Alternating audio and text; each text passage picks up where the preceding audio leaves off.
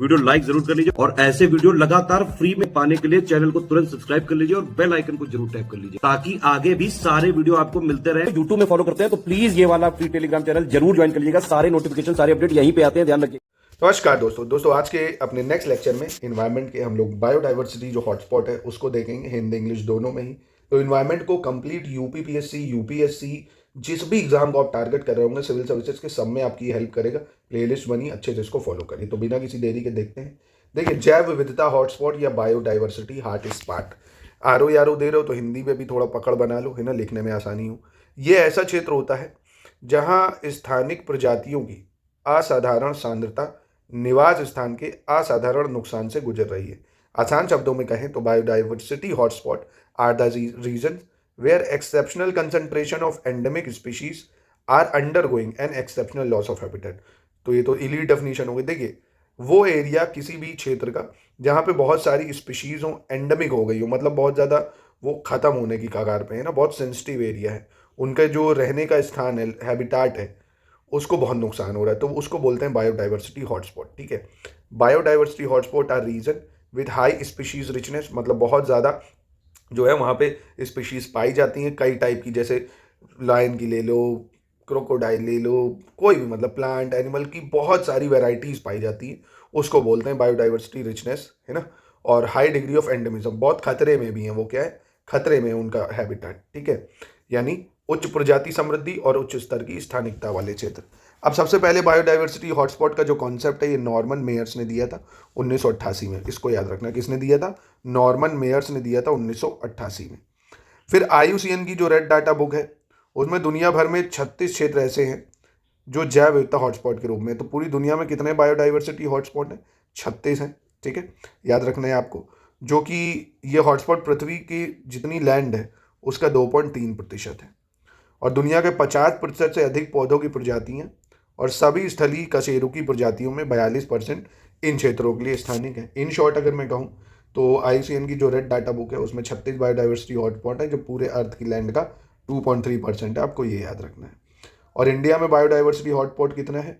जितना geographical area है forest और ट्री कवर का, उसका 23.5%। ठीक है, India is known for its biodiversity has 23.39% of geographical area covered by forest and tree. ठीक है, आपको याद रखना होगा डाटा।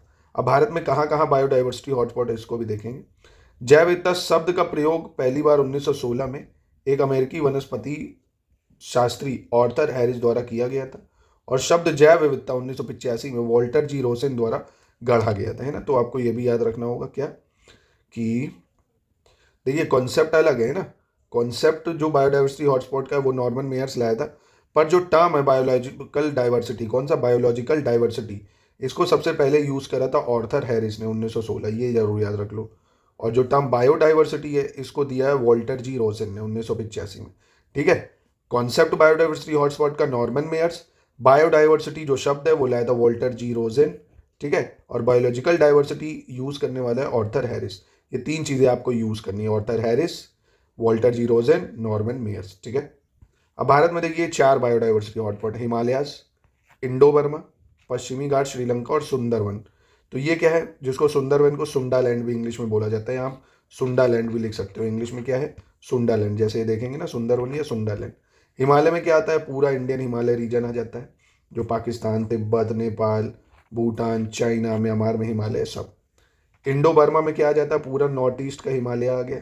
अंडमान निकोबार आ जाता है, Myanmar, Thailand, Vietnam, Laos, Cambodia, ये सब आता है इसमें। ठीक है, इंडो बर्मा में मैप भी दिखा रहा हूँ। वेस्टर्न घाट, पूरा वेस्टर्न घाट आ गया।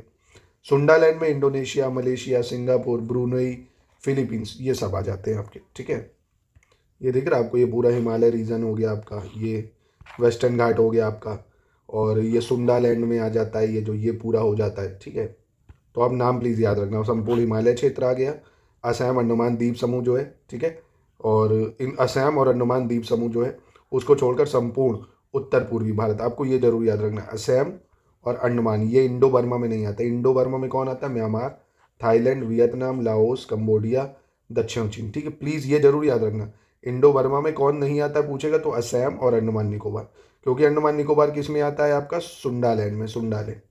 ठीक है, अंडमान निकोबार में कौन आता है? सुंडालैंड। सुंडालैंड में इंडोनेशिया आ जाता है, मलेशिया आ जाता है, सिंगापुर आ जाता है, ब्रूनोई, फिलीपींस। आपको एग्जाम में घुमा सकता है कि इंडोनेशिया किस में आता है, इंडो बर्मा में, आप जो टिक कर दो। नहीं, इंडो बर्मा में आप देखोगे म्यांमार आता है, Thailand, Vietnam, Laos, Cambodia. Myanmar, Thailand, Vietnam, Laos, Cambodia. और सुंदालैंड में आता है Indonesia, Malaysia, Singapore, Brunei, Philippines. Indonesia, Malaysia, Singapore, Brunei, Philippines. Please please please आप इसको नोट कर लो और लर्न जरूर करना, ठीक है। और दोस्तों ऐसे ही अगर आप हमारा सिलेक्शन मटेरियल लेना चाहते हैं, संपूर्ण तैयारी घर बैठे करना चाहते हैं, पूरा current affairs, test series, quiz, exclusive video, doubt group में जोड़ के जितने चाहे डाउट भी पूछ सकते हैं। इन नंबरों पे आपको कॉल करना पड़ेगा दोस्तों एक बार।